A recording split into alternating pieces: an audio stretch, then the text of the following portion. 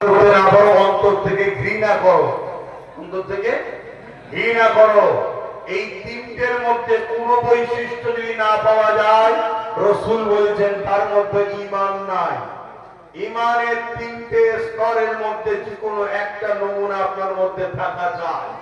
অন্যায় দেখলে হাত দিয়ে রুখতে হবে, যদি হাত দিয়ে রুখতে না পারো অন্তর থেকে ঘৃণা করো, অন্তরে মুখে প্রতিবাদ করো, যদি প্রতিবাদ করতে না পারো ঘৃণা করো। আমার হাতে রুখার ক্ষমতা নাই। আপনারা যদি 91% গত সরকারকে না দিয়ে যদি আমায় দিতেন, 100টা যদি হয়ে যেত, আজকে যে বড় বড় ডায়লগ দিচ্ছে না ওকে কাছে বেঁধে ফেলতাম। শুনছেন তো নাকি? হ্যাঁ, অত সহজ নয়। এ দেশ কারণ বাপের জাতির না যে যা খুশি তাই করবে, সংবিধানের বিরুদ্ধে কোনো কথা চলবে না। কথা শুনছেন তো নাকি? তা তো কিছু তোমরা করবে না।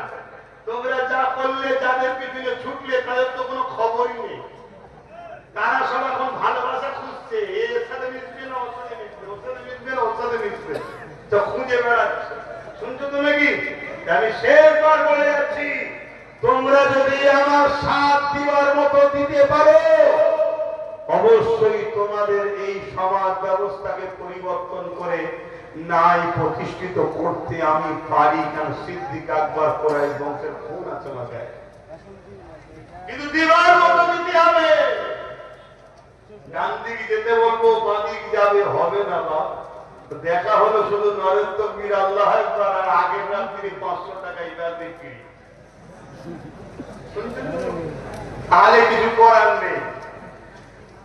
আগামী দিন এত ভয়ানক দিন আসছে, আমি আর বেশি বলবো না, সব তো বলে দিচ্ছি। নবী বলেছেন তোমার কথাকে যখন সমাজ গুরুত্ব দেবে না, তুমি তাদেরকে বেশি করতে চাও না, যে তোমার কথাকে মূল্যায়ন করবে তাকে বুঝাও। আমি অনেক বলেছি, আজকে এতটুকু বলে যাচ্ছি, ঐক্য হও, একতা হও, ন্যায়ের পক্ষে, জুলুমের বিরুদ্ধে। সেই জুলুমটা যদি কোন নামদারি মুসলমানও করে, তারও বিরুদ্ধে আমরা লড়বো। আর যদি কেউ ন্যায়ের পক্ষে অমুসলিম থাকে, আমরা তাকেও সহযোগিতা করবো। ঠিক তো নাকি? ন্যায়টা হলো হাকিকাত জিনিস।